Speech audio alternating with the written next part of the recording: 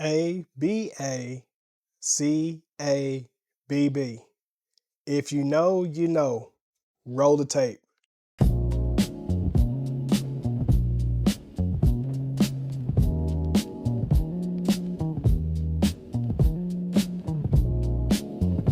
What's going on, everybody out there in YouTube land? It's your guy Q, the movie collector, here again, back with another 4K video review. And on today's video, I'm gonna be revisiting my childhood with a recent release from Arrow Video. Um, let's just say this really tugged at heartstrings. So this video may go on a little bit longer than expected. But yeah, so in case you guys haven't been hitting that like button, please make sure you hit that like button. And all those people who pass by and watch my videos, make sure you hit that subscribe button. We're very close to approaching that 500 mark. As you know, you guys, I'll gladly appreciate it so much. I'm glad you guys have been along with me for the journey. But yeah, why are we here today? We're here to talk about this fantastic release from Arrow Video. I'm talking about the classic collection, Mortal Kombat. Yeah, so this is the fantastic collection that Arrow Video has put out.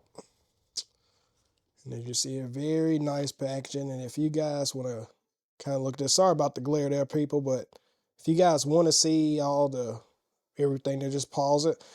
But yeah, Mortal Kombat. So I'll put you in the perspective of this film, of where I was at when this film actually released. This movie came out in '95, so Q was a very young age of 8 years old when this came out. But I have the fondest memories of when I turned 6, which was back in '93. My 6th birthday, my mom actually bought me the Sega Genesis. And along with that Sega Genesis, I got Sonic the Hedgehog 2, I got Mighty Morphin Power Rangers, and I also got Mortal Kombat. Now, my mom didn't know what she was getting into at the moment, but a young Q was very happy to have that game. So back then, you know, everyone bought strategy guides, or you had what they call a game genie that would give you unlockable things. So one of those things that I remember very fondly, because it's once you input it in, it's embedded in your brain forever. That's ABACABB. And that's why I said at the very beginning of the video, if you know, you know, that's the code you put in on the Sega Genesis when you wanted to enable the blood. Because the Super Nintendo version back then did not have blood. It was very much a friendly family version of the game, which if you kicked them or did anything, you'll sweat. But once you hit that code on the Sega Genesis, blood and everything started going away. So unless you've been living under a rock or you're not a massive video game fan, Mortal Kombat changed the landscape of video games forever when it released back in '93. And it had parents in the uproar. Arcades were already filled with the arcade cabinets of the game, where people would just sit there and they will toggle along with the different control prompts and put in these fatalities, which, you know, you would have Sub-Zero yank the head off of somebody and you see the spinal cord dangling, or you seen Scorpion yank off his mask and burn somebody up, or Raiden. Okay, I'm going too far into it. As you can tell, I'm a mega fan. So when the movie came out in '95, you gotta remember this was a time period where video game adaptations didn't do very well in the box office. One, namely, that I remember very fondly of is Street Fighter. Street Fighter tanked. Even Van Damme couldn't save that movie. And there's another Van Damme thing that I'm going to put in here. Unless you're a massive Mortal Kombat fan, you would know this information. The other movie was Super Mario Brothers. That tanked in box office. And I think Nintendo didn't do another film or allow them to use rights for their games for a very long time after that. But I hinted at Van Damme. And Van Damme was the inspiration behind the Johnny Cage character. because I guess the creators they looked at Bloodsport. They wanted to make like a video game version of Bloodsport. And when they couldn't get the rights to that, they created their own thing, which was Mortal Kombat. So the game blew up, and they had the bright idea to make a motion picture of it. Let me tell you guys, when this movie released, as a kid, you live in, this is the 90s. So I'm a kid growing up in the 90s, so I'm happy to see all of this stuff coming out, and when the movie released, when I watched it, it was one of the best action films or martial arts films I've seen in a minute as a kid. And back then, Batman was everything to me. So this was the next best thing to Batman for me. Now, Mortal Kombat, it follows the same premise as the video games. I mean, you've got Liu Kang, you've got Sonya Blade, you got Johnny Cage.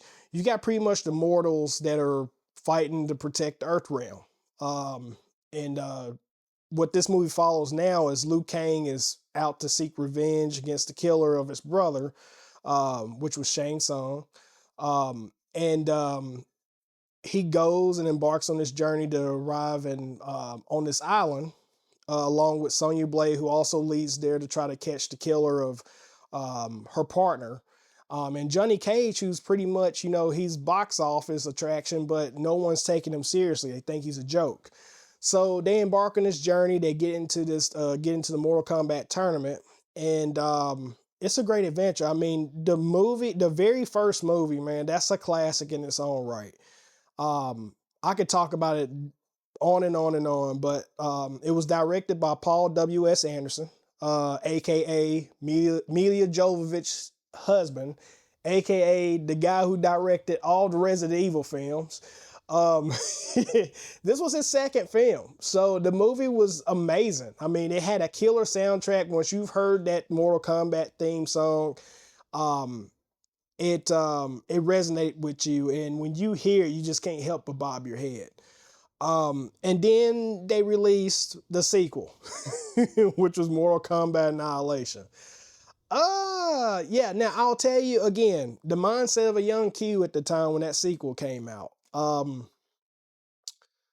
was excited because we were getting characters that weren't in the first movie, and with me being a gamer, I wanted to see characters like Smoke. I wanted to see characters like Shiva and what's his name, Montaro or Kentaro. I wanted to see all those characters, and then you got one of my favorite bosses of any video game character out there is Shao Kahn. Now, even back then as a kid watching this, Brian Thompson as Shao Kahn was not my favorite Shao Kahn. I'll be honest with you. I mean, he's always an intense person when he plays his characters in his movies. I want to say I think my favorite role that he's played in to date was the villain from Cobra.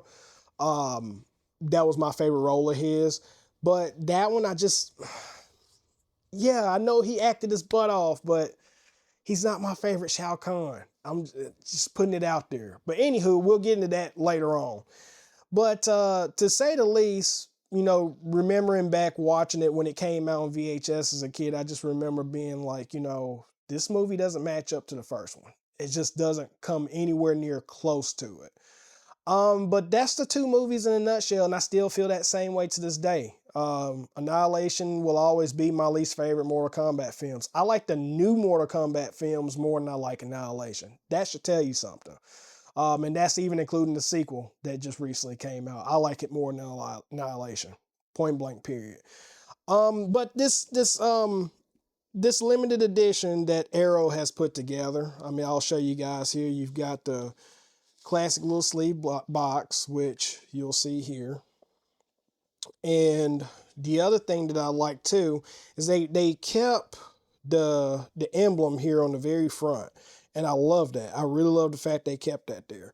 And then on the inside, show you what you get here. You've got the first film, which I've already reversed the cover art, and then you got the second one. Because I mean, I'm not a big fan of the commission art that they did for this. I'm an OG fan, so I love the original poster art for these movies. And then they also give you poster for the first movie, which is the nice finish, and then inside the second one, it gets the glossy one. Well deserved. It didn't need a nice poster like the first one. And then, just like I was explaining to you guys at the beginning of the video, how we used to use strategy guides that came out. I mean, believe it or not, if you know, you know. Uh, Video game companies, they made strategy guides for video games. This looks like the old strategy guide, and I think this was a nice touch for what they did with this edition here. I thought that was a really nice touch. So you get this nice book, and what you get as far as the features on here, I'll go by them one by one. You get a 4K restoration of the film from the original camera negative by Arrow Films, approved by director Paul W.S. Anderson. That is interesting. And presented in Dolby Vision HDR, HDR10 compatible, original DTS HD master audio 5.1 surround, audio lossless stereo audio, optional English subtitles for the deaf and hard of hearing. Okay, so you get a brand new audio commentary with director Paul W.S. Anderson. I will tell you guys something. This is probably gonna be one of those first movies that I watch with the commentary on here. The fact that they brought him back to do an audio commentary for this is just, it blows my mind. I'm probably gonna go back and watch that. Brand new audio commentary with comic book expert and podcast host Dave Baxter. Cage match, a newly filmed interview with actor. They got Wit in there twice. I don't know if you guys can see that, but yeah, that featurette was really nice because that's the guy who plays as Johnny Cage in the first film. You get a pretty nice little background story on, you know, how he started out, what he went through to actually do this role, and how he had little to no martial arts experience, but he learned a little bit more in the martial arts choreography and got the role down packed. And pretty much the way he acted in this role, because Johnny Cage in the video games, he wasn't someone at the time that had a lot of, you know, characteristics. He kind of like gave the character life, and the way he acted that role still transcends to this day. If you play the video games, every Mortal Kombat video game has been modeled after the way that he played Johnny Cage in the first movie. So that's something to think about there. You got Leveling Up, a newly filmed interview with cinematographer John Leonetti. That was a really interesting one. You get, he's pretty much the DP, the guy who is, you know, Paul W.S. Anderson's right-hand man when it came to getting the shots that he wanted to get. And you learn about, you know, his beginnings, where you learn about his dad. His dad was part of Wizard of Oz. I guess he said his dad was an electrician on there. And then his brother also did some work with him. They kind of made it like a family business ordeal. It led up to the point where they were making their own cameras that were used on the filming of Poltergeist. You know, I thought that was really nice and interesting as well. And then he talks about some of how he transitioned into becoming the director for Annihilation. He goes into that as well. And that's a common theme with these special features. And I hate getting off track, but that's like a common theme with that, is that they don't really talk negative about Annihilation, but there's only one person that does, and I'll get to that here in a second. And then you have Quarters to Millions, a newly filmed interview with producer Lawrence Kasanoff. Lawrence Kasanoff is the main guy behind Threshold Entertainment. He is the producer, just like I stated, and he goes into how he went to Midway, which that was the publisher for the Mortal Kombat games back then. And he talks about how he kept approaching them about this movie idea that he wanted to do with Mortal Kombat. And he was coming off fresh from doing Terminator 2 Judgment Day. And he had all these ideas. The Midway president just was like, he wasn't having it. So then he had to kind of like let him see his vision. And therefore, they were able to create the movies of Mortal Kombat. So, he talks about that, but then he talks about Annihilation. So You learn in this featurette that he's to blame for why Annihilation turned out the way it did. He says that, he had a 5-year plan. The movie was able to be fit into his 5-year plan, but he couldn't bring back people such as Christopher Lambert. He couldn't bring back Bridget Wilson, and Lyndon Ashby. He couldn't bring those guys back. And so they had to go out and get new people for the second film. And he talked about the pressures of introducing and bringing new characters into the fold. Just like I was telling you how excited I was as a kid, he talks about that aspect, how the games were bringing more characters in as they were making these movies. So they wanted to do good fan service for Annihilation and bring more characters to screen. And then you have The Heavyweight, a newly filmed interview with designer and suit performer Tom Woodruff. Now, Tom Woodruff, he played as the Blue Lagoon in Monster Squad. He's infamous for doing a lot of bodysuit acting. And he was behind doing Goro, which Goro looked absolutely amazing in the first film. As a kid, I thought Goro was a real person. But the animatronics and the practicality of things, it still looks great into this day, and I'll get into that in the transfer, so that's there too. And then you have a bunch of behind the scenes featurettes. You even have like a bunch of on set interview bites. You got the theatrical trailers, you got the image gallery. So they packed a lot into this one. And I'll give my final thoughts on this a little later. And then you've got Annihilation, which with Annihilation, you've got 4K restoration of the film from the original camera negative by Arrow Films, approved by director John Leonetti. Comes with Dolby Vision, HDR 10 compatible, 5.1 DTS master audio. You get a new audio commentary, director John Leonetti. I may actually watch this. I want to hear what they say about this film. I just really want to hear about that. I want to hear more stories about it. And then you have The Queen of the Night, a newly filmed interview with actor Musetta Vander. She's the one who played Sindel in this movie, and she talks about, how she got into acting, how this was one of her first roles where she had to play like a duality of sorts, which I thought that was a really good sit-down interview. You got Techno Tycho Orko, a newly filmed interview with composer George S. Clinton. No, that is not the same George Clinton from P-Funk. This is a different George Clinton, okay? Just want to throw that out there. The Man of 1,000 Deaths, a newly filmed interview with stunt provider J.J. Perry. He was the guy who played Cyrax, Scorpion, and who was it? Noob Saibot.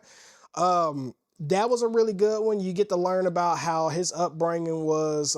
He was first introduced to martial arts by going to the theaters to see Enter the Dragon back in the 70s. And he talks about his military background, where he was in China, where he got to, compete and fight so many different people, learn all these different styles. And ultimately, he got landed to doing a bunch of roles. So I thought that was really good too. And then after that, you've got a bunch of on-set interview bites with the cast, director, and B-roll footage, theatrical trailer, image gallery. So not as much on Annihilation as far as special features, but it's enough. But I want to really know a lot about what went wrong with this film. That's probably my biggest fascination about this. I just want to know a lot more what went wrong with it. But enough of that. Let's talk about the transfer. Now, I will tell you guys, I'm not over exaggerating, and I may be just a little bit. The first film is hands down a reference disc. I'm calling it. It's a reference. The first film looks so great with the way they've done this. I mean, it's like I'm watching it all over again. I popped it in and nearly lost my shit with the opening pieces of the film. I was marking out. I was excited. I felt like a kid again. I mean, the movie looked amazing, from the outside beach footage to the outworld footage. Everything looked amazing in the very first film. I thought it looked fantastic. The sound even sounded amazing too. That's the other thing. That 5.1, man, it thumps. Nice LFE. And even with that the DTS-X up mixer made it sound like Atmos like in certain scenes. So I thought it sounded amazing and it looked amazing. This is probably one of my favorite discs to be released this year. I'm just gonna say it. The second disc, the second movie, it looked okay. A lot of that CGI footage did not hold up, in my opinion. I thought there was some things, you know, when Liu Kang and Shao Kahn used their animality. I thought that was cleaned up pretty good, where I can actually see the two animalities battling each other, because the way I remember it distinctly, like two blobs fighting each other, but it actually looks really cleaned up and it actually doesn't look too bad. But they went CGI heavy in the second movie, and I think that really takes away from the look. I also found that the second film, and during its transfer, it looked darker compared to the first film. But yeah, that's my thoughts on those as far as transferring the sound. Again, I thought the sound on Annihilation was okay, but compared to the first one, that first one it just seems like Arrow took better care of that first film than they did with the second one. But that's just my honest opinion. But I hope you guys enjoyed my journey down memory lane, talking about Mortal Kombat. This collection here, I mean, this is one of those that I'm so happy I had in my collection. I have in my collection now, especially with 4Ks of it. And that also includes Annihilation. I'm happy to have this. Is like a really huge piece of my childhood added to the shelf. So, but yeah, that does it for the review today. And if you guys enjoyed the review, make sure you like, comment, and subscribe. I want to hear you guys' thoughts. Were you guys video game fans as well? I'm still playing video games. I still play Mortal Kombat to this day. I've got that new collection of all the old games that came out, and I've even got Mortal Kombat 1 on my system right now. I play it all the time still. But if you guys game, I want to hear about it in the comments. And even if you don't game, but you're a fan of the movie, I want to hear about it as well. So, but yeah, that concludes the review for today, and I will talk to you guys later. Peace.